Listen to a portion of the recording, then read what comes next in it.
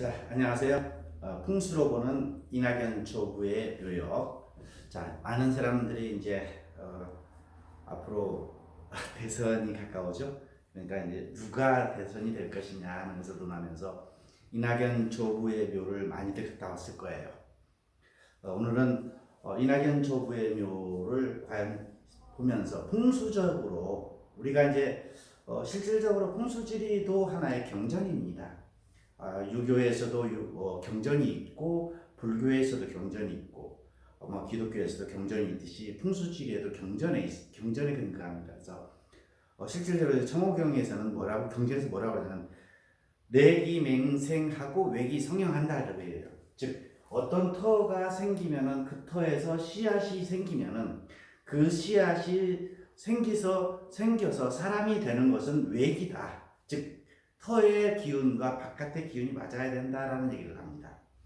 그런 측면에서 우리가 풍수지리를 이용해서 과연 이낙연 조부의 묘는 어떠한 묘이고 앞으로 어떻게 발흥이 되겠느냐 하는 것을 한번 예측을 해보면서 여러분들 살펴보도록 하겠습니다. 자, 먼저 이낙연 국무총리는 여러분들이 잘 알고 있을 거예요. 실질적으로 전라남도 영광에서 태어났죠. 그래서 서울대학교에서 법학으로 전공을 하고, 그다음에 전라남도 도지사, 그다음에 국무총리, 그다음에 지금은 이제 더불어민주당 위원장을 하고 있죠. 그래서 앞으로 이제 대권 주자다 이런 얘기들을 합니다. 그래서 과연 이러한 것들이 왜 나타났느냐 하는 것, 즉 여러분들이 이제 조심해야 될 것은 어느 한 가문에서 한 사람의 묘만 가지고서는 안 돼요. 여러 각도에서 봐야 됩니다. 그래서 이낙연 국무총리의 증조, 고조도 봐야 돼요. 증조하고 고조는 실질적으로 이제 고창 쪽에 있기 때문에 멀리 떨어져 있는 편이에요. 그리고 조부묘만 지금 영광에 있습니다. 그리고 이낙연 국무총리도 영광에서 태어났고요. 그리고 아이러니하게 이제 여기 이 터가 좀 재밌는 터예요. 맞은편에 여기가 이낙연 국무총리의 조부묘인데 이 반대편이 한광륜, 청주한씨 여러분들 잘 알 거예요.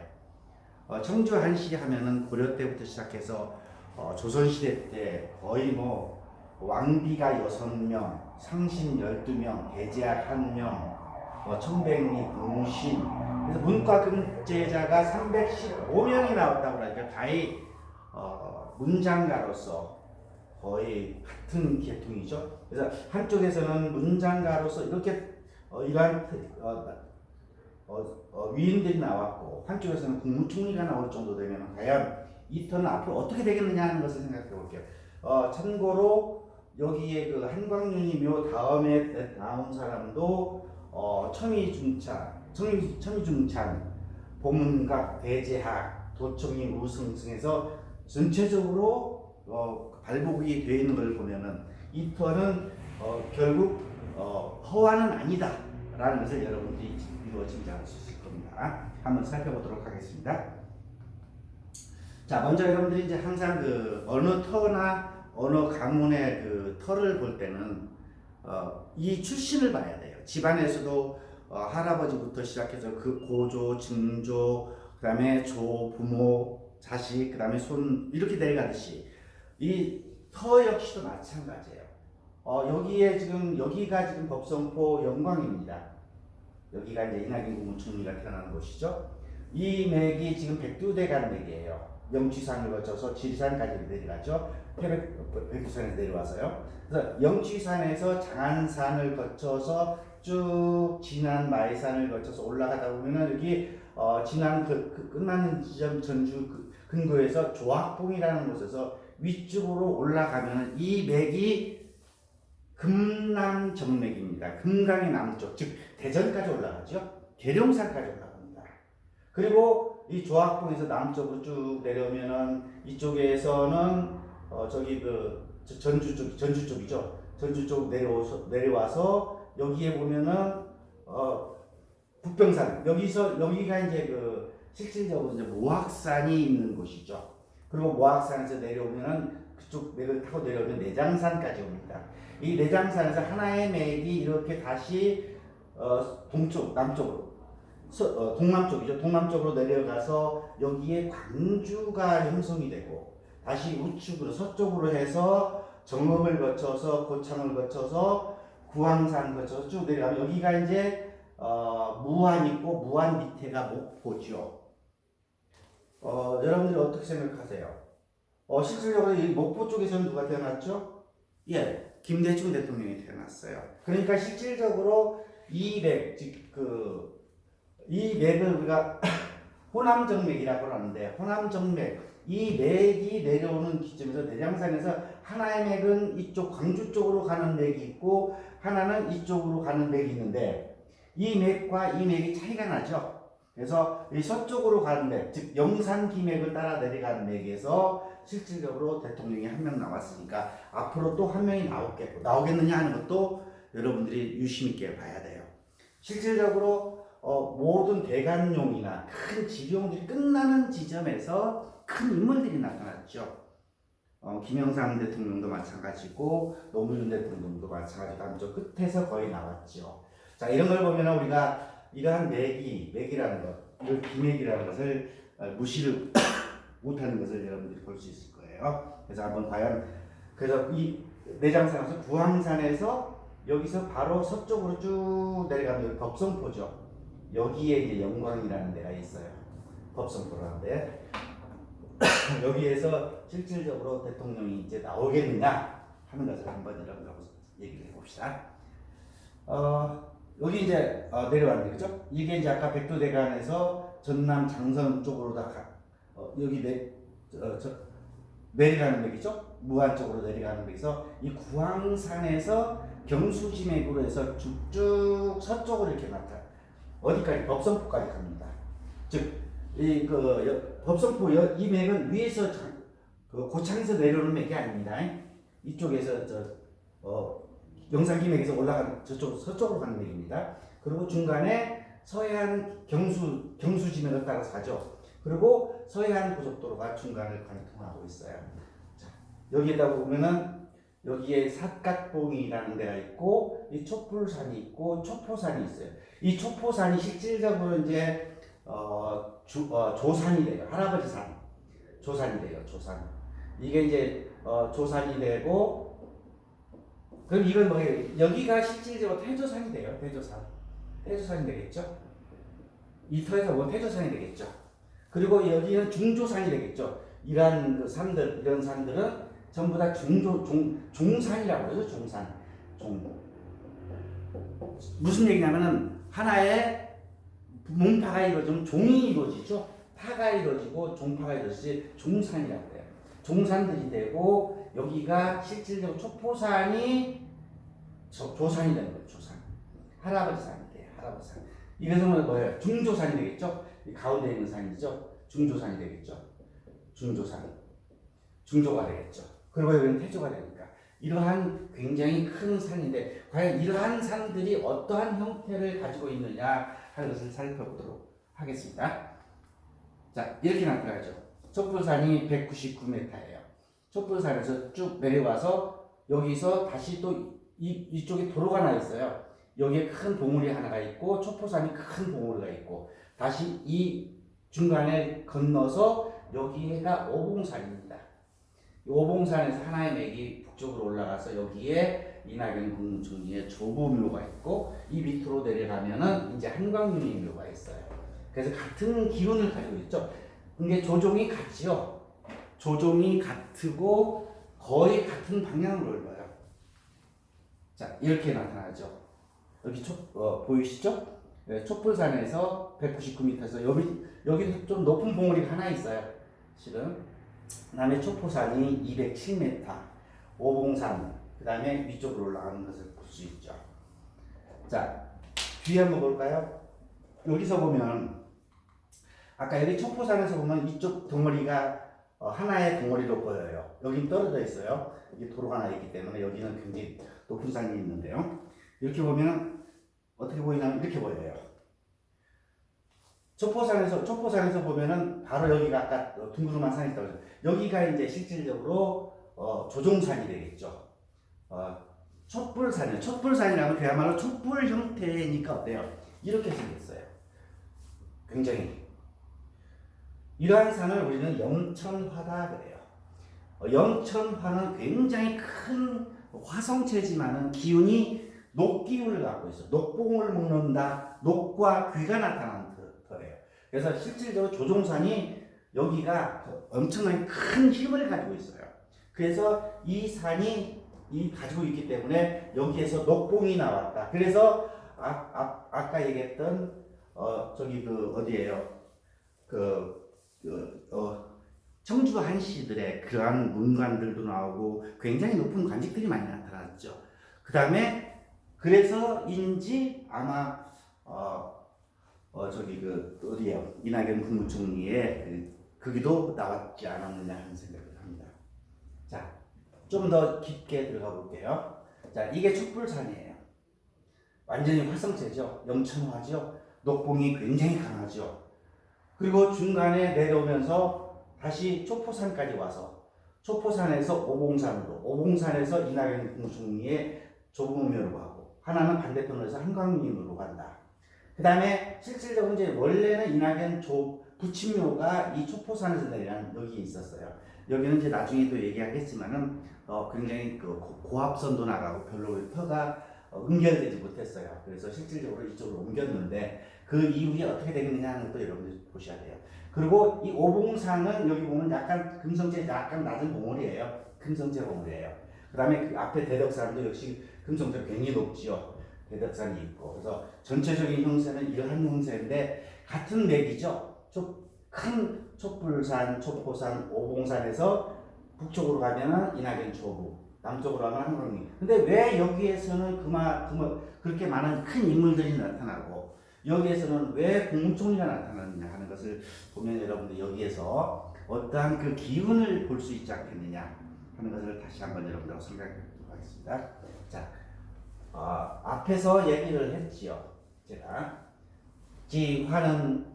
이 염천화는 뭐예요? 이것은 큰 녹봉을 가진다. 그러니까 이 화가 굉장히 큰 데다가 밑에 수성처럼 이렇게 와요.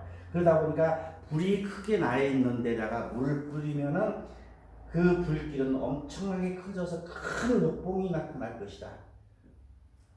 화가 크시니까 그러니까 녹봉이 나타나겠죠. 그리고 금성체로 내려왔죠. 자, 수생금이니까 이 금은 수에 의해서 굉장히 돌은 수에 의해서 빛이 나죠. 그러니까 이 금의 기질도 굉장히 금의 기질은 원래는 무관의 기질입니다.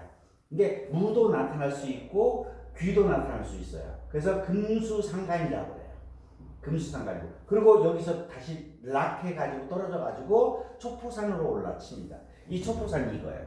굉장히 높아요. 굉장히 올라가는데도 굉장히 힘들거든요. 멀리서 보면 이런 형상이에요. 이런 것을 우리는 뭐라고 하면 삼태사라고 해요. 개사라 그래요.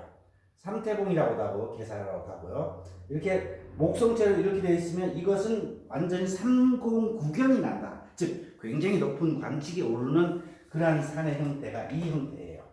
그러니까 여기에서도 굉장히 목성체로서 문장가의 기질이 나타나죠. 그렇죠? 여기에서.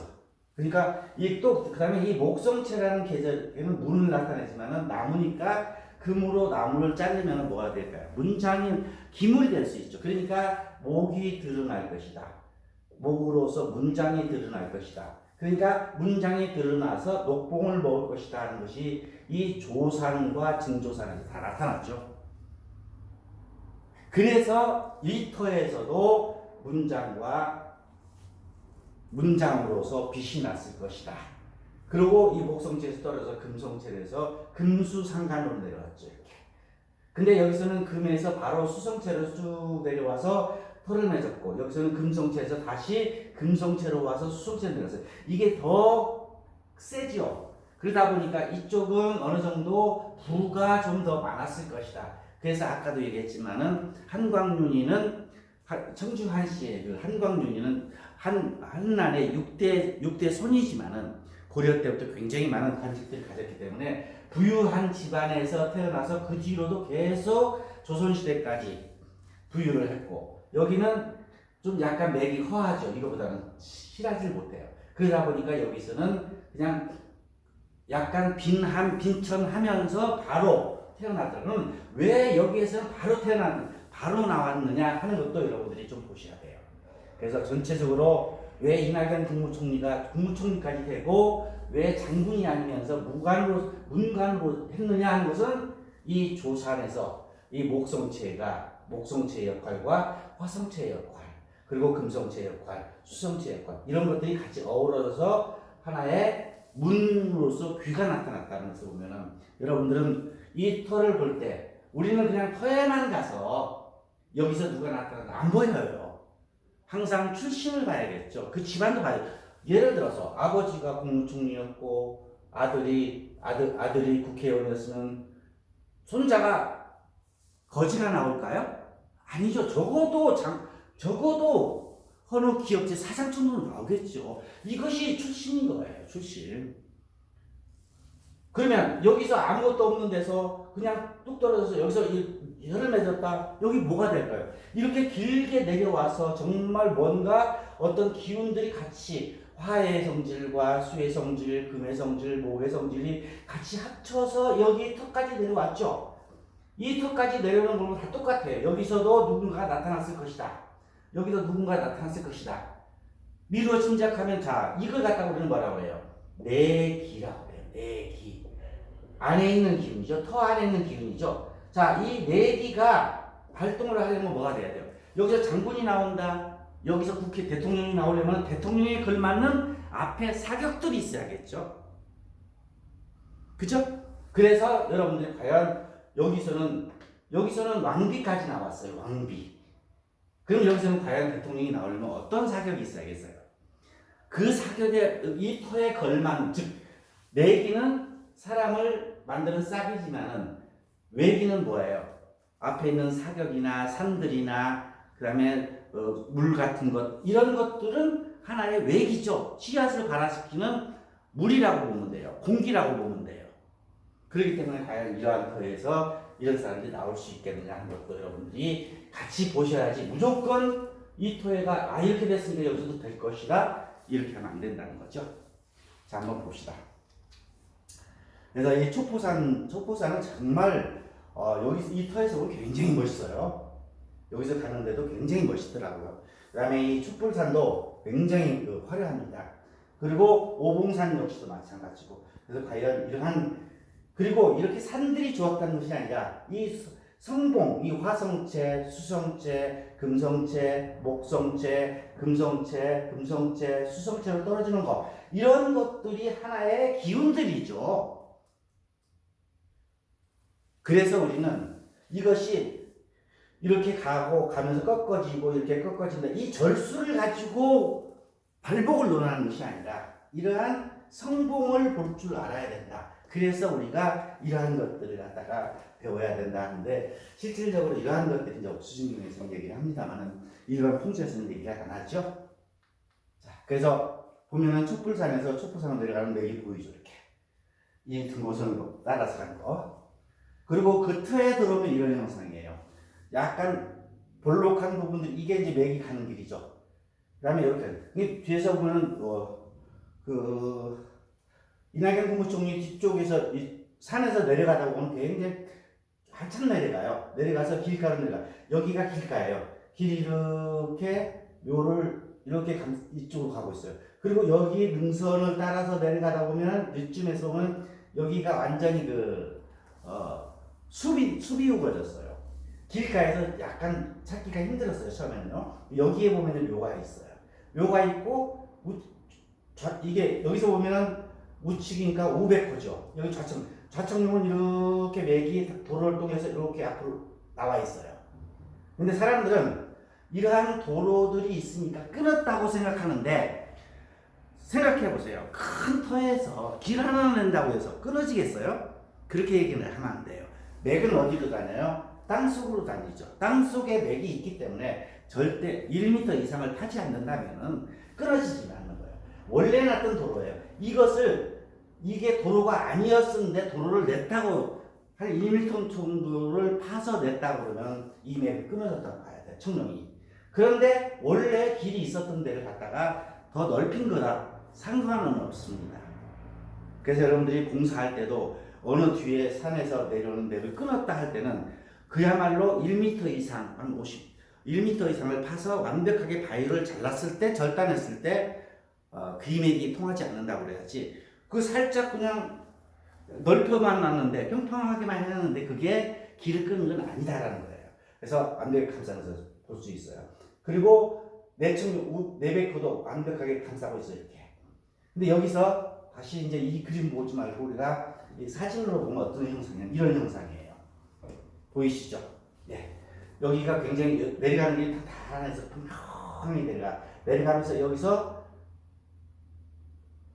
안에 청룡자락을 이렇게 해서 이 도로를 건너서 앞에서 이렇게 막아주고 여기서 이렇게 돌아서 앞에 나서 여기에 큰 봉우리 하나 있어요. 이게 이제 실질적으로 묘가 여기서 여기를 보는 것이 아니라 약간 곤자 간황 정도 동남쪽에서 남서쪽에서 북동쪽으로 보죠. 그래서 남서쪽에서 북동쪽을 보고 있어요. 그래서 약간 이런 식으로 보고 있어요. 그래서 여기에 보면은 큰 숲이 있고 여기 명당이 비교적 좁아요.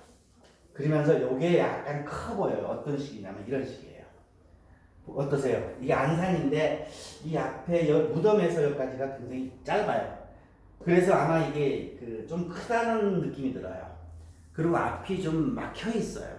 그러다 보니까 실질적으로 부르는 발음을 빨리 하는 거예요. 왜냐면 앞이 안산이 가깝다는 것은 발음이 빠르다는 얘기죠. 그래서 빠른 시간 내에 손자 때에 아마 큰 국무총리까지 나왔지 않았느냐. 근데 만약에 이게 작은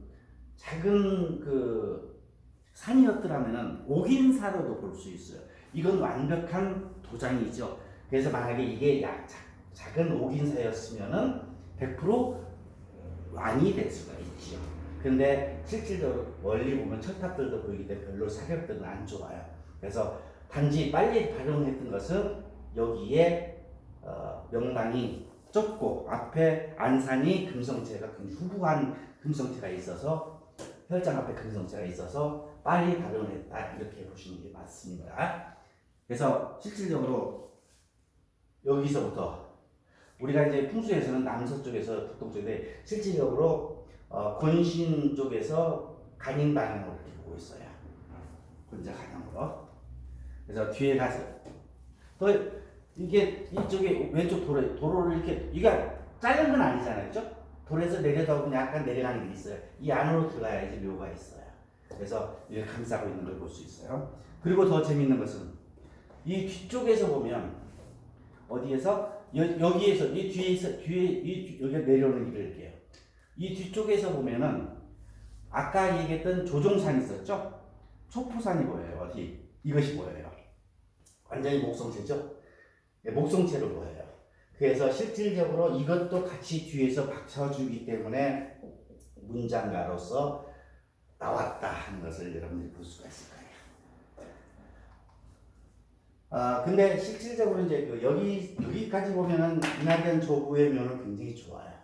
근데 이낙연 부친묘가 이제 얼마 전에 아버지 묘까지 이제 다 끝내고 이장을 다시 했다고 얘기하더라고요. 여기에 있었죠. 여기에 있었을 때 그 상황 아마 가보신 분들은 다 봤을 거예요. 어떻게 생겼냐면 이렇게 생겼죠. 여기죠. 여기가 생가터고 여기가 이제 묘인데 여기가 참 그렇죠. 큰 철탑도 지나가고 별로 그렇게 안 좋죠. 그래서 이것을 옮겼는데 과연 이것을 옮겨서 납골로 해가지고 조부목묘 앞에다가 안치를 하셨더라고요. 그래서 과연 이러한 것들도 발음을 받을 수 있겠느냐 없겠느냐 하는 것을 여러분이 한 번 정도는 생각해 보셔야 될 문제가 되지 않겠느냐 하는 생각이에요. 다음 한광윤이. 자, 한광윤 선생님 같은 경우는 아까 얘기했죠. 청주안시들은 대단하다고 했죠. 315명을 문과했고 실질적으로 이제 한광윤이 6세 때 이 묘를 쓰고 뒤에 계속 나타나죠. 그런 거 보면은 이 묘는 어느 정도 그래도 굉장히 좋지 않았느냐 하는 것을 보면서 같은 맥에 있는 조종이 같은데 과연 따로따로 맥이 내려왔을 때 그런 것은 무엇 때문에 그러냐 하는 것을 한번 살펴보도록 할게요. 이게 실질적으로 이낙연 국무총리의 묘를 보면은 문장가로서 국무총리까지는 나왔을 것이다 하는 것은 여러분들이 볼 수 있겠죠. 그러면 과연 이 한광윤이 묘에서는 같은 반대편에 있는 묘에서는 왜 이렇게 높은 관직들이 많이 나오고 왜 이렇게 왜 이렇게 발복을 했느냐를 살펴보도록 할게요. 자, 한광윤이면은 실질적으로 이 오봉산에서 쭉 내려와서 오봉산 여기도 자 이게 촛불산이 화해성체였었죠. 이 수성체로 내려와서 여기에 금성체 하나가 있었죠. 그 다음에 대표적인 이게 목성체예요. 그렇기 때문에 여기에는 큰 문장가로서 큰 녹봉을 먹는다 그랬죠. 그리고 뚝 떨어져서 용성리 그 계곡을 지나서 다시 올라와서 법성면까지 여기 이 산까지 여기서 밑으로 내려가면은 이낙연 조부예요. 그리고 여기서 다시 오봉산까지 올라와서 또 금성체죠. 오봉산에서 다시 내려오면서 쭉 수성체로 떨어져요. 그러니까 여기도 금성체예요. 근데 실질적으로 여기가 좀 더 금성체로서 또 힘이 세게 떨어지죠. 그리고 이 앞에가 문제예요. 이제 이 앞에가 여기는 근데 앞에가 그렇게 별로 좋지 않았었죠. 왜? 조부모묘가 이런 식으로 청룡이 돼 있고 이렇게 있으면서 이런 식으로 돼 있었죠. 자, 쭉 내려가다가 이렇게 해서 좌청룡이 감았고 우백구가 이렇게 해서 이렇게 들어왔죠. 그래서 여기에 이제 이 묘가 여기가 숲이 하나 있었고 금성체가 있었고 여기서 묘가 이쪽을 바라봤죠. 이렇게 여기를 잡았죠. 그래서 이걸 안산으로 했죠. 근데 별로 그렇게 좋은 게 없었어요. 그리고 여기가 또 약간 바깥에도 철탑도 있었고 별로 그렇게 명당이 넓지 못하고 광명하지는 못했어요. 그런데 이 한광윤이 묘를 보면 용맥이 어떻게 생겼냐면 이렇게 생겼어요. 쭉 오봉산에서 내려와서 하나의 맥이 쭉 바깥으로 해서 청룡을 이룹니다. 완벽하게 혈장 이렇게 감싸면서 밑에서 다시 치고 올라가서 여기까지 올라가요.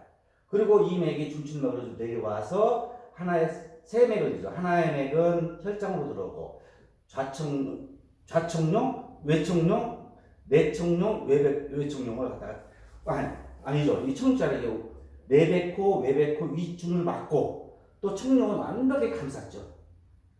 그렇죠? 근데 이 맥이 완벽하게 감싸서 청룡이 앞을 감싸고 이렇게 들어갔어요. 그 다음에 이것은 완전히 들어와서 혈장을 끼고 내백호, 외백호 이중으로 막았어요. 이게 완벽한 기운을 관세했죠. 그리고 이것을 갖다가 여기는 지장제라는 그 저수지가 있어요. 이것을 좀 더 보면 이런 식으로 보여요. 이제 보이시나요? 예, 완전히 내려오는 게 틀리죠. 이 맥이 지금 여기서 오봉산에 맥이 내려와서 쫙 해서 좌청룡이 완벽하게 혈장을 돌고 감았어요. 그래서 다시 한 바퀴를 감아요. 그리고 용맥은 중앙으로 내려와서 다시 이렇게 내려오면서 여기 혈맥고 다시 우측으로 여기서 떨어져서 우측으로 내백호, 외백호를 막았죠. 완벽하게 관세했죠. 그러니까 엄청나게 힘이 세죠. 그런데 이것을 뭐라고 했냐? 용사취해다 이랬어요. 용사취해가 뭘까요? 용과 뱀이 서로 모여서 회의를 모여서 회의를 한다. 모여 있다. 즉 이게 용이에요. 용. 산을 용이라고 그러죠? 이게 용으로 본 거예요. 이게 뱀이에요. 이 뱀이니까 물로 들어갔죠. 예, 용사취해 완벽하죠. 그리고 완벽하게 용사취에다가 여기에 물까지 있죠. 그러니까 이거는 뭐 대명당이죠. 그죠? 그리고 안산도 앞에서 보면 되게 멋있어요. 앞에 안산도 딱 막아 있고 멀리 위에서 보면 멀리 보여요. 그래서 이러한 터가 아까 봤던 이낙연 국무총리의 터보다는 더 기운이 세더라. 그래서 여기서는 왕비도 6명 나오고 그 많은 인물들이 나왔던 이유가 이러한 것이기 때문이다. 그래서 터가 앞에 봤던 이낙연 국무총리 조부모묘보다는 이것이 더 좋더라. 왜? 조종이 즉 할아버지 산과 종조산이 같은 기운이고 같이 조산까지 같이 왔지만 실질적으로 내려오는 맥이 틀리죠. 마지막에 틀리죠. 즉 이 내기와 이 내기가 틀려요. 같은데 나타나는 게 틀리더라. 그래서 과연 이걸 보면 여기는 왕비까지 나왔죠. 왕비까지 나왔는데 과연 대통령이 나오겠느냐 하는 것은 여러분들이 한번 보시면 돼요. 그래서 조선 8대 명당이라고 한 거예요. 이렇게 이제 우리가 해설을 해야 된다는 얘기죠. 이렇게 생겼죠. 되게 멋있죠. 하기야 뭐 높은 관직에 있었으니까 이 정도 썼겠죠. 그래서 전체적으로 보면 이 한광윤이와 이 이낙연 조부의 묘가 같은 같은 조종에서 즉 녹이 있고 문이 있고 그야말로 큰 녹봉을 먹을 수 있는 문장가가 나오는 터에서 금성체로서 하나는 수성체로에서 바로 내려가서 혀를 맺었는데 그렇게 앞에 관세되고 좀 앞은 좋은 사격들이 없지요. 그런데 한광윤이면 완벽하게 용사추예죠. 이런 터와 이런 터에서 기운이 틀리더라 하는 것을 여러분 볼 수가 있어요. 그리고 이것은 완벽하게 오공산 금성체로 금성체 또 올라와서 여기서 떨어졌죠. 여기서 바로 내려갔으니까 이거보다인데 과연 이낙연 부친의 묘를 갖다가 이쪽으로 옮겼는데 과연 이낙연 국무총리가 대통령이 되겠느냐 하는 것은 여러분들이 이제 이러한 것들도 같이 보셔야 돼요. 그래서 이러한 우리가 어느 터에서 무엇가 나왔느냐 하는 얘기들은 그냥 우리가 수법이라고 그러죠. 향법, 이법, 향이나 수나 보고 얘기하는 것이 아니라 이렇게 완벽한 오성의 기운으로 얘기를 해야 돼요. 그렇죠? 그래서 우리가 봐야 된다 하는 거. 그래서 만약에 여기가 그 근방에 보면 이런 형태의 혈이 있어요. 완전히 와룡형이죠. 용이 누워서 우리로 내려가는데 완전히 용이에요. 용이 완벽하게 누워있는 형국이죠. 와룡형이에요. 그리고 이게 눈이 온폭한 곳이 있어요. 여기서 여기를 보고 있어요. 이렇게 물길은 이렇게 하는 역수국이죠. 자, 이 터가 바로 그 근처에 있었어요. 근데 더 재밌는 것은 이 누워있는 와룡형의 이 여기 눈에서 용은 눈이 제일 근처라고 그랬어요. 이 눈에서 폭 들어갔죠? 여기서 이 옥녀궁을 바라보고 있고요. 그 다음에 여기 보면은 옥인사가 있어요. 어떤 식이냐면 옥인사가 이거예요. 이게 옥녀궁이고요. 이거예요. 그래서 제가 여기를 방문했을 때 마침 여기 갔는데 이 밭주인이 이 논주인이 일을 하고 있더라고요. 그래서 이것이 만약에 고인돌이 아닙니까? 라고 물어봤어요. 그랬더니 자기도 이것이 고인돌인 줄 알고 얘기했는데 고인돌이 아니더라. 그래서 실질적으로 이걸 갖다가 고인돌이 아니고 이것은 원래 이렇게 만들어진 돌이다. 완벽한 옥인이죠. 즉 옥새예요, 옥새. 만약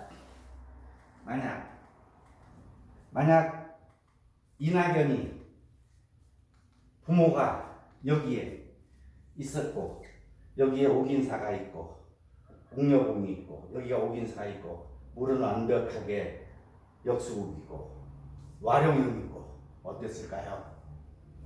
좀 아깝죠? 그래서 이런 것을 제가 한번 추천도 한 적이 있습니다만 여러분들이 마지막으로 이러한 터를 볼 때는 항상 왜 여기에서 이러한 사람이 나왔느냐 하는 것은 그 터에서 좌양을 가지고 수법을 가지고 물기를 가지고 얘기를 하면 안 되고 전체적인 조정을 갖고 얘기를 해야 돼요. 즉 이러한 산의 형태, 이러한 기운이 있는 것이 내기고 그 다음에 이러한 똑같은 기운인데 한 사람은 현재 역사적으로 밝혀졌죠. 그렇게 많은 사람들이 졸립니다. 여기서 일단 단 한 명은 나왔어요. 근데 그 이유가 문제겠죠. 그럼 과연 이러한 터의 발복이 거의 같은 이치인데 왜 틀리냐 하는 얘기죠. 그걸 갖다가 우리는 향법이나 수법 가지고 얘기하는 것이 아니라 내기와 뇌기로 얘기해야 된다. 즉 내기는 뭐다? 안에 있는 터로 조산에서부터 내려오는 조종산에서부터 내려오는 기운이고 그 다음에 뇌기는 뭐다? 바깥에서 감싸고 있는 왜 바깥에 사격들이더라, 물과 사격들이더라. 그래서 풍수지리에서는 뭐라고 그러냐, 내기맹생하면, 내기맹생한다 그래요. 내기라는 것은, 여기까지 그런 내기는 생을 싹 틔운다. 왕이 나오면 왕의 싹을 가지고 있다. 그러면 바깥에 있는 청룡 백호나 안산이나 물길이나 이런 것들보다 외기는 뭐다? 성형한다 그래요. 성형한다. 즉, 이 싹의 형태를 만든다는 거예요. 이 여기가 제왕지지면 제왕이 나올 수 있는 사람을 만드는 것이 외기라는 거예요. 그래서 여러분들이 항상 터에 가서, 같은 터라도 어떤 사람이 나타나고 앞으로 어떻게 될 것이냐를 갖다가 요추 해석할 때는 그저 하지 말고요. 자, 이러한 이론들이 전부 다 이제 일행선사가 얘기하는, 일행선사와 풍수경전에서, 옥수진경에서 얘기하는 내용들입니다. 그래서 항상 여러분들이 이제는 이낙연 국무총리가 왜 국무총리까지 갔고, 왜 문장과 성공을 했고, 앞으로 대통령이 될 것이냐 안 될 것이냐 하는 것은 이러한 관점에서 여러분들이 보셔야 된다. 그랬을 때 과연 이러한 옥인사, 이러한 만약에 부모가 돌아가셨는데 부모까지 여기다 모셨다 했을 때는 과연 어떻게 된다는 얘기죠. 그걸 갖다 여러분들이 잘 보시고, 항상 여러분들이 어느 터에 가서 그저 보이는 대로 얘기를 하지 마시고 그 사물을 보고 얘기를 하셔야 돼요. 자, 여기까지 해서 오늘은 이낙연 국무총리의 앞으로 조부모묘를 가지고 한광윤이 묘와 곁들여서 살펴봤습니다. 감사합니다.